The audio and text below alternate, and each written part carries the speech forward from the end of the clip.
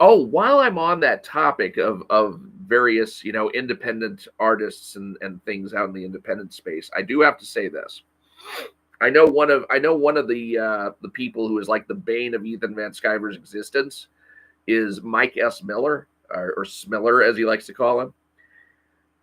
I recently, well, I had the first two volumes of the three volumes of Game of Thrones prequels that Mike S. Miller drew for George R. R. Martin, the adaptations of some of the early stories from Fire and Blood. I think I don't know if it was actually adaptations from that or if George R. R. Martin actually just wrote new stories for these comics. But it was the Hedge Knight, Hedge Knight 2, The Sworn Sword, and Hedge Knight 3, The Mystery Knight.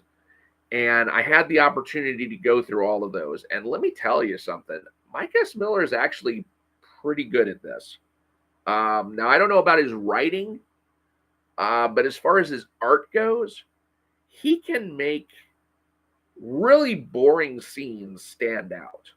I mean, you have a lot of scenes in George R. R. Martin stuff where you got people sitting around a campfire, people sitting around a table, people standing around, people just, walking and talking past a whole bunch of other people. Maybe you'll see a jousting match or something like that.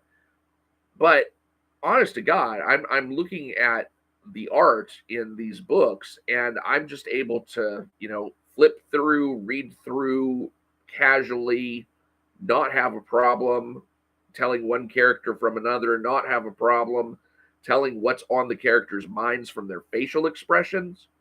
Um, Honestly, it wasn't until there were certain points at which he actually had to involve the characters in one-on-one action that I feel like some of his art started to fall apart a little.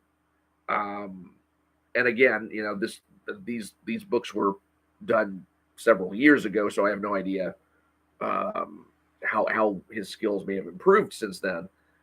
But I was really impressed by what I saw Mike S. Miller delivering, and in terms of the artwork, because he was able to take stuff that really would be difficult for an artist to try and draw in an interesting way and keep the reader's attention, and there was just no problem with that throughout.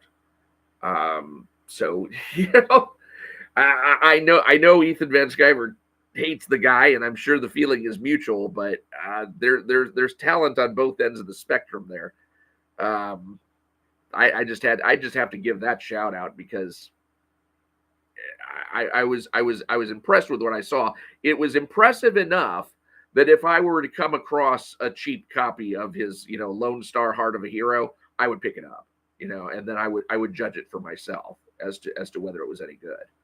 Um, I saw Ethan Van Sciver's he went through and he was criticizing stuff here and there.